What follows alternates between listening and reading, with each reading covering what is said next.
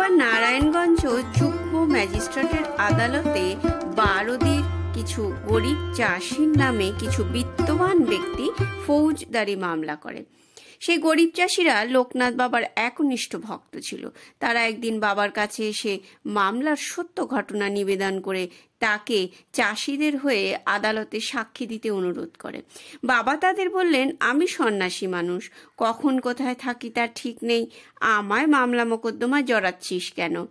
আমার দ্বারা ওসব হবে না। তখন ভক্তরা অনুনয় করে বলে যে তুমি সাক্ষী না দিলে ওরা আমাদের বিরুদ্ধে মিথ্যে সাক্ষী দিয়ে সাজা দেওয়াবে, প্রকৃত সত্য আদালতের সামনে আসবে না। ভক্তদের এই একান্ত অনুরোধে আদালতে প্রকৃত সত্য প্রমাণ করার জন্য বাবা শেষ পর্যন্ত রাজি হলেন। মামলার দিন আদালত কক্ষ লোকে লোকারণ্য।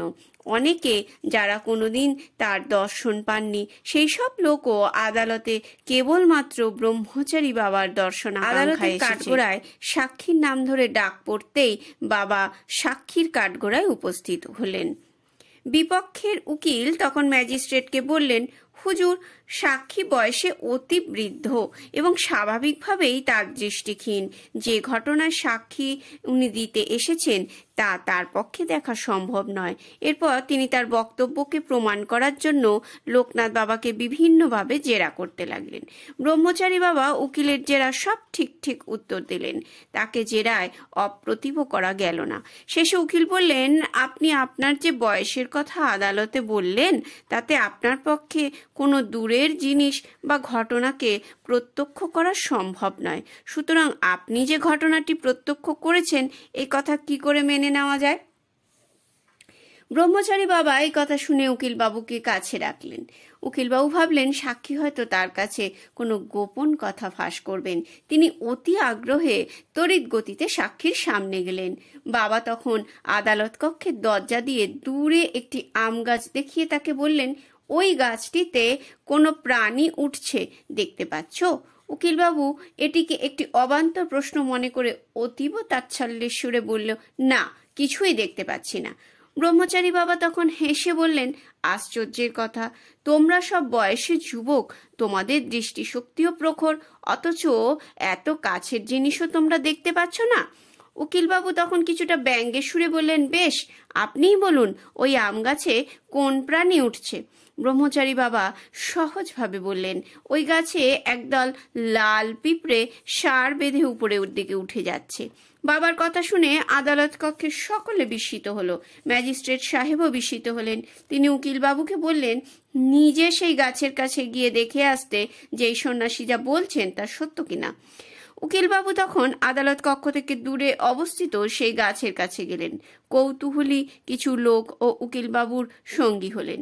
গাছের কাছে গিয়ে তারা দেখলেন যে সত্যই একদল লাল পিঁপড়ে সার বেঁধে উপরের দিকে উঠছে। তারা সকলে বিস্মিত হয়ে ম্যাজিস্ট্রেটকে সে কথা জানালে তিনি হতভম্ব হয়ে রইলেন।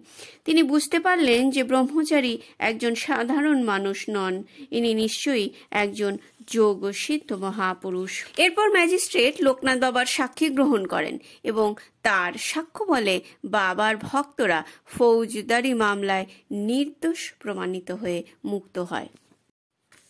একদিন ঢাকার একজন পুলিশ ইন্সপেক্টর কালীকান্ত নন্দী এবং ঢাকার জগন্নাথ কলেজের সুপারিনটেন্ডেন্ট অনাথ বন্ধু মল্লিক মহাশয় বাবাকে দর্শনের জন্য বারোদি আশ্রমে আসেন। যেদিন তারা বারোদি আশ্রমে এলেন তখন আশ্রম ভক্ত সমাগমে পরিপূর্ণ। অনেক লোক তাদের রোগ সারাবার জন্য ব্রহ্মচারী বাবার শরণাপন্ন হয়েছেন। এই দুই ব্যক্তিও বাবাকে দূরে বসে নিরীক্ষণ করতে লাগলেন। তারপর যখন প্রসাদ বিতরণের সময় হলো, দুইজন আশ্রমের উঠোনে একসঙ্গে প্রসাদ নিতে বসলেন।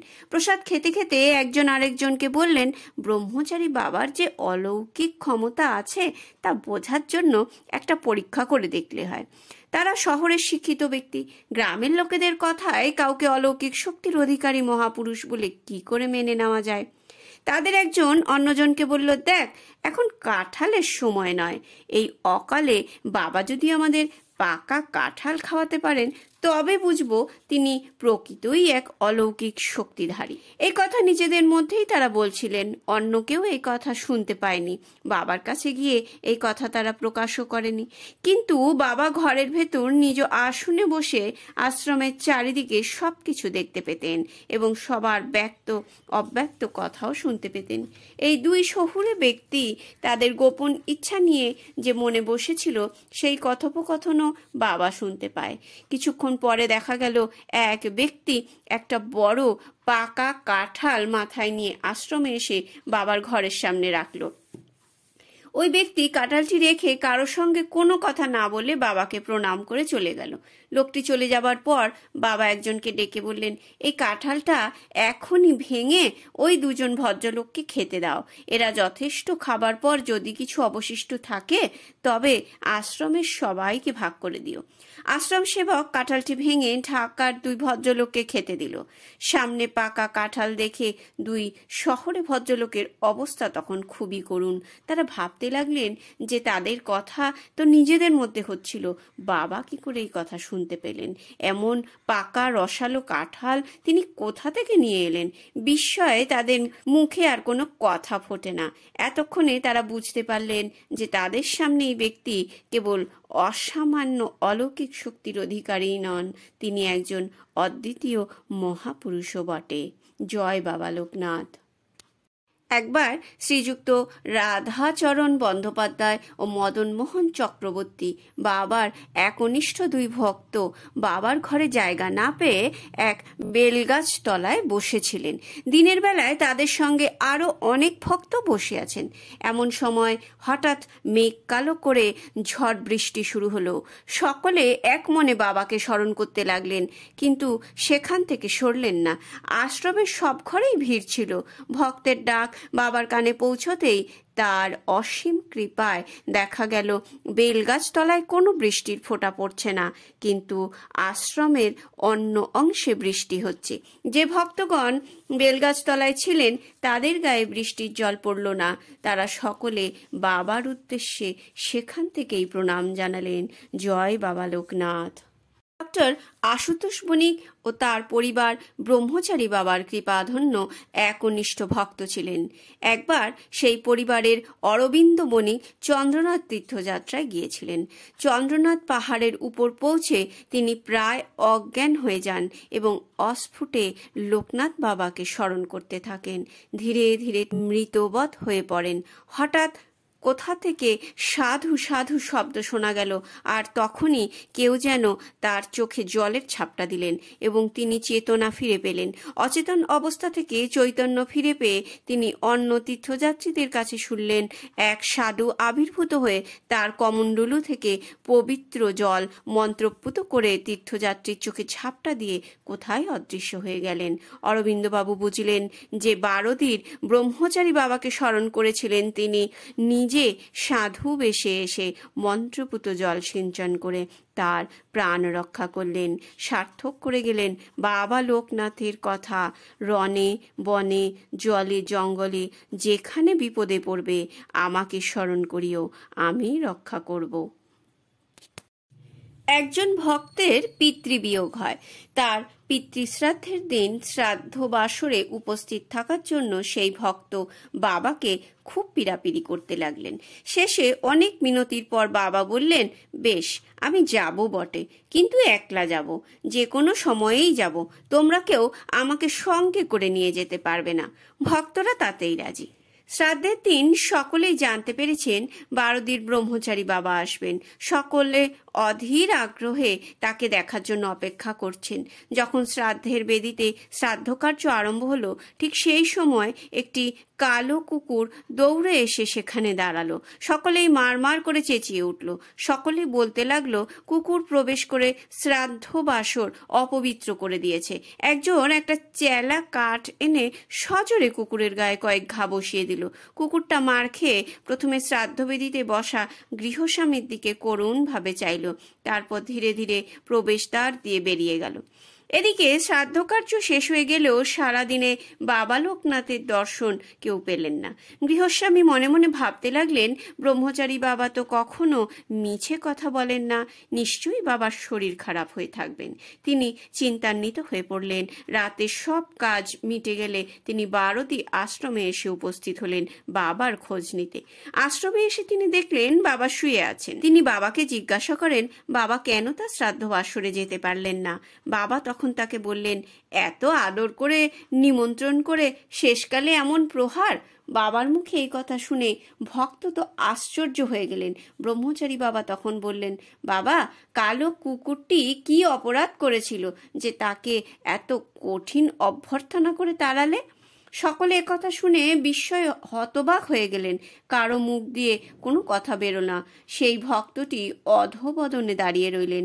অন্যান্য ভক্তগণ তখন তাকে বললেন, বেলা দ্বিপ্রহরের পর ব্রহ্মচারী বাবার ঘর থেকে একটা কালো কুকুর বার হয়ে গেল। ঘরের মধ্যে বাবাকে আর দেখা গেল না। কিছুক্ষণ পরে সেই কালো কুকুরটি আবার এসে ঘরে ঢুকলো। তখন ঘরে এসে দেখা গেল ব্রহ্মচারী বাবা যেন বাইরে থেকে এসেছেন। দেখা হওয়া মাত্র বললেন, শ্রাদ্ধ বাড়িতে বেশ কিছু খেয়ে এলাম। এই কথা শুনে সেই ভক্তের আর লজ্জার সীমা রইল না। গোয়ালিনী মা যেহেতু বাবার গর্ভধারিণী মা কমলা ছিলেন, একমাত্র তাকেই বাবা কামরূপ সিদ্ধির প্রকাশ দেখিয়েছেন। একদিন গোয়ালিনী মা বাবার কাছে পুরীর জগন্নাথ দর্শনের ইচ্ছা প্রকাশ করেন। তখন ব্রহ্মচারী বাবা, আমি সেই জগন্নাথ, এই কথা বলে তাকে নিজ দেহে জগন্নাথ মূর্তি দর্শন করিয়েছিলেন। এই কথা গোয়ালিনী মা পরবর্তীকালে বাবার প্রিয় শিষ্য যামিনী কুমারকে বলেছিলেন এবং তিনি এই অপূর্ব দর্শনের কথা লিপিবদ্ধ করে রেখেছিলেন। বারোদিতে যামিনী কুমারের নিজ লেখা থেকে এই তথ্য জানতে পারা যায়। একদিন সন্ধেবেলায় বারোদির জমিদার পরিবারের অরুণকান্তি নাগ ও কুঞ্জলাল নাগ মহাশয় হঠাৎ আশ্রমে উপস্থিত হন। বাবাকে এসে যখন তারা প্রণাম করেন তখন বাবা তাদের বলেন, তোরা না খেয়ে যাস নে, এখনই খিচুড়ি ভোগ রান্না করে দিতে বলছি। এই বলে বাবা গোয়ালিনী মাকে ডেকে খিচুড়ি রান্না করার জন্য বললেন ও সেই সঙ্গে নিজেই চাল ও ডালের পরিমাণ নির্দিষ্ট করে দিলেন। তিনি চাল ডালের যে পরিমাণ বললেন তাতে অন্তত 50 জন লোক ভোগ গ্রহণ করতে পারবে। যথাসময়ে খিচুড়ি ভোগ রান্না সম্পন্ন হলো। এত ব্যাপক পরিমাণ খিচুড়ি দেখে কুঞ্জবাবু অরুণকান্তি বাবুকে বললেন, কি ব্যাপার বলো তো, আমরা এখন আশ্রমে মাত্র 10 জন লোক আছি, অথচ বাবা 50 জনেরও বেশি লোকের ভোগ রান্না করালেন। এত খিচুড়ি খাবে কে? কুঞ্জবাবু ও অরুণকান্তি বাবুর মধ্যে কথোপকথন অন্তর্যামী বাবা লোকনাথ সব জানতে পারলেন, কিন্তু কিছু বললেন না। রাত তখন 10টা। কুঞ্জবাবু ও অরুণকান্তি বাবু পেট ভরে ভোগ সেবা করে বাবাকে প্রণাম করে বাড়ি যাবার জন্য রওনা হলেন। তারা আশ্রমের উঠোন পার হতেই পিছন থেকে বাবা পরিহাস করে বললেন, এত খিচুড়ি খাবে কে রে? বাবার এই পরিহাস শুনে নাগবাবুরা একবার থমকে গেলেন। তারপর এর অর্থ হৃদয়ঙ্গম করতে না পেরে আবার এগোতে লাগলেন। যেই তারা আশ্রমের উঠোন পার করেছেন দেখলেন হঠাৎ কোথা থেকে 40-50 জন লোক এসে হাজির। এতক্ষণে নাগবাবুরা বুঝলেন বাবা কেন তাদের পেছনে পরিহাস করেছিলেন এবং কেনই বা বাবা এত চাল ডাল দিয়ে রাতের ভোগ রান্না করিয়েছিলেন। বাবার লীলা কে বুঝতে পারেন? অভয়চরণ চক্রবর্তী তৎকালীন বাংলার ময়মনসিংহ জেলার সদর রেজিস্ট্রি অফিসে চাকরি করতেন। স্ত্রী, পুত্র ও এক বড় ভাই নিয়ে তার পরিবার। ঈশ্বর দর্শনের বাসনা তার মধ্যে ক্রমে তীব্র হচ্ছিল। তারপর হঠাৎ একদিন তিনি কারোকে কিছু না বলে গৃহত্যাগ করলেন। 17 বছর পরে অনেক পাহাড় পর্বত ভ্রমণ করে একদিন তিনি ব্রহ্মচারী রূপে ঘরে ফিরে এলেন। তারপর শিব চতুর্দশীর দিন সচল শিব দর্শনের ইচ্ছায় নারায়ণগঞ্জ পৌঁছে বারোদি গ্রামের পথে অগ্রসর হলেন। গাঁজা সেবন করা তার একটি অভ্যাস ছিল, কিন্তু সম্পূর্ণ উপবাসের থেকে সচল শিবের পুজো করবেন বলে তিনি পথে একবারও গাঁজা সেবন করেননি। বারোদি গ্রামে যাবার পথে হাঁটতে হাঁটতে ক্লান্ত হয়েও তার গাঁজা সেবন করার ইচ্ছা প্রবল জাগলেও তিনি মনের দৃঢ়তায় সেই ইচ্ছাকে দমন করে রাখেন। অবশেষে তিনি বারোদি আশ্রমদ্বার দেখতে পান। অভয়াচরণ ঘরে প্রবেশ করে বাবার সম্মুখে গিয়ে প্রণাম নিবেদন করে আসন গ্রহণ করতে যাবেন। এমন সময় ব্রহ্মচারী বাবা বললেন, হ্যাঁ রে অভয়াচরণ, আজ তোর এখানে আসতে খুব কষ্ট হয়েছে তো? অভয়াচরণ মনে করলেন ব্রহ্মচারী বাবা বোধহয় তার পথশ্রমের কথা বলছেন, কিন্তু পরক্ষণেই বাবা বললেন, অভয়াচরণ, একটু গাঁজা সেজে নিয়ে আয় তো। এবার তার মনের ভুল ভাঙল। অবাক হয়ে তিনি ভাবতে থাকেন যে ব্রহ্মচারী বাবা তার নাম কি করে জানলেন। তিনি তো আগে কখনো এখানে আসেননি, বা তার পরিচিত কেউ এখানে নেই। তাছাড়া তিনি যে গাঁজা সেবন না করে এতটা পথ এত কষ্ট করে এসেছেন, সে কথাই বা বাবা জানলেন কেমন করে? বাবা কি করে জানলেন যে গাঁজা সেবন না করে তিনি থাকতে পারেন না? বিস্ময়ের ঘোর নিয়ে তিনি ধীরে ধীরে ঘর থেকে বেরিয়ে গাঁজা নিয়ে আসতে যান। বাবা লোকনাথ তখন গীতা নিয়ে বারান্দার এক কোণায় এসে বসেন। ব্রহ্মচারী বাবার আদেশ পেয়ে অভয়াচরণ ভালো করে গাঁজা সেজে নিয়ে এসে দেখেন যে বাবা বারান্দায় বসে গীতা পাঠ করছেন। তিনি বাবার সামনে এসে বসেন। সেই সময় একদম হাওয়া গাঁজার কলকের ধোঁয়া গিয়ে বাবার নাকে প্রবেশ করে। বাবা তখন অভয়াচরণকে বলেন, নে, তুই এবার গাঁজা সেবন কর। অভয়াচরণ অবাক বিস্ময়ে দেখেন হাওয়ায় গাঁজার ধোঁয়া কেবল বাবার নাকেই প্রবেশ করেছে, অন্য কোনো দিকে যাচ্ছে না। তিনি বাবাকে বলেন, বাবা, আপনি প্রসাদ করে দেবেন না? বাবা বললেন, প্রসাদ করা হয়েছে। অভয়াচরণ তখন বুঝতে পারলেন বাবার ইচ্ছা শক্তিতেই গাঁজার কলকের ধোঁয়া হাওয়ায় বাবার নাকে প্রবেশ করে প্রসাদ হয়েছে। তিনি বুঝতে পারলেন বাবা লোকনাথকে কেন লোকে সচল শিব বলেন। বাবার আজ্ঞায় তিনি আনন্দিত হয়ে গাঁজা সেবন করতে থাকেন। পরদিন সকালে বাবাকে দর্শন করে প্রণাম করে তিনি বাবার কৃপা ভিক্ষা করলেন। বাবা লোকনাথ তাকে বললেন, তুই নিজেই তো একজন ব্রহ্মচারী, তুই আবার আমার কাছে কৃপা ভিক্ষা করছিস কেন? অভয় ব্রহ্মচারী মনে মনে ভাবলেন, বুঝেছি, ঠাকুর আপনি ধরা দিতে চান না, তা তো হবে না। যাকে দেখবার জন্য আহার নিদ্রা পিপাসা সব ত্যাগ করে ছুটে এসেছি, মহাতীর্থ চন্দ্রনাথে না গিয়ে সচল শিবের দর্শন ও কৃপা লাভের আশায় উন্মত্ত হয়েছি, সেই পরম শিবময় পুরুষ আমায় প্রত্যাখ্যান করবেন? এটা তো হতে পারে না যে জীবন্ত শিবের কৃপা লাভের আশায় আমি কদিন ধরে উপবাস করে আছি, আজ দেখি কি করে তিনি আমায় প্রত্যাখ্যান করেন। অভয়াচরণের কৃপা ভিক্ষার আর্জিতে বাবা আর কোনো সাড়া দিলেন না। অভয়াচরণ তখন বাবার দুয়ারে 3 বার মাথা ঠুকে আশ্রম ত্যাগ করতে উদ্যত হলেন। মনের গভীর বেদনা নিয়ে তিনি ধীরে ধীরে আশ্রমের দ্বারের দিকে চলেছেন। এমন সময় উপস্থিত ভক্তগণের মধ্যে একজন উকিল বাবাকে বললেন, বাবা, উনি তো গতকাল থেকে এখানে উপোস করে আছেন, শিব চতুর্দশীর উপোস করে প্রসাদ না খেয়ে উনি আশ্রম ছেড়ে যাচ্ছেন কেন? তখন বাবা লোকনাথ বললেন, ওকে বসতে বল, ওর আহারের জন্য এখনই আহার মিলবে। বাবার এই কথা অভয়াচরণকে বললে তিনি ব্যথিত হয়ে চড়া গলায় বাবাকে শুনিয়ে বললেন, আমি বামুনের ছেলে, 2-1 দিন না খেলে মরবো না। খুব খিদে পেলে 3 বাড়ি ঘুরে 3 মুঠো চাল পেলে নিজে রান্না করে খাবো। আমি এখানে খেতে আসিনি, যে জন্যে আমার এখানে আসা, তাই যদি না পেলাম তবে কি জন্যে এখানে থাকবো?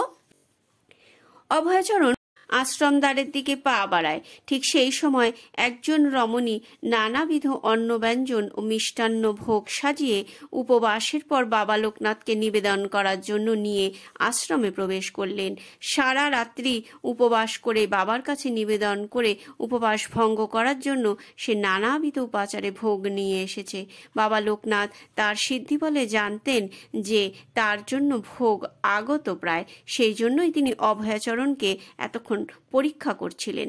এবার ভোগের থালা দেখে স্নেহভরা কণ্ঠে তাকে ডেকে বললেন, অভয়াচরণ, তোর খাবার এসেছে, এবার খেয়ে উদরপূর্তি কর।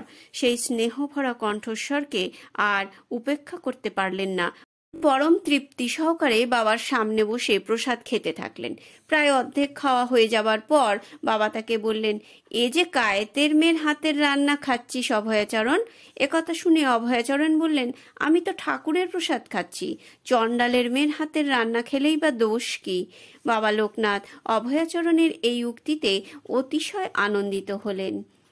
অভয়াচরণ ভোগ খেয়ে পরিতৃপ্ত হয়ে সেই দিন আশ্রমেই থেকে গেলেন। তারপর একদিন সকালে বাবার দর্শন করে অভয়াচরণ বিদায় চাইলেন। বাবা তখন অভয়াচরণের ডান হাতের কবজিটা নিজের ডান হাতে ধরে বললেন, যার জন্য ঘুরছিস তোর ডান হাতে বেঁধে দিলাম, আর তোকে ঘুরতে হবে না। শুধু ঘুরে বেড়ালেই কি হবে রে? জানবি কর্মই ব্রহ্ম, কর্মের মধ্যে দিয়েই ব্রহ্মকে জানতে হবে, তাকে পেতে হবে। এরপর তিনি রজনী ব্রহ্মচারীকে ডেকে বললেন, রজনী, তুই অভয়াচরণকে সঙ্গে নিয়ে যা, বুঝিয়ে দে তুই এখন কি কর্ম করছিস, আর ওকে বেশ করে খাইয়ে দিস। তারপর অভয়াচরণকে বললেন, শোন অভয়াচরণ, রজনী যা আমিও তাই, রজনী আমার শিলমোহর। বাবা লোকনাথ অভয়াচরণকে কৃপা করলেন, কিন্তু তার কর্মগুরু ও পথপ্রদর্শক করলেন রজনী ব্রহ্মচারীকে। 1297 সনের 19শে জ্যৈষ্ঠ খুব সকালে উঠে বাবা আদেশ করলেন সমস্ত আশ্রমবাসীদের ভোজন বেলা 9টার মধ্যে শেষ করে নিতে হবে। বাবা তার আসন ঘরে সকাল থেকে রয়েছেন। বেলা 10টার সময় তিনি নিজে খোঁজ নিয়ে জানলেন সকল আশ্রমবাসীর ভোজন সমাধা হয়েছে কিনা। তারপর তিনি আত্মস্থ হলেন।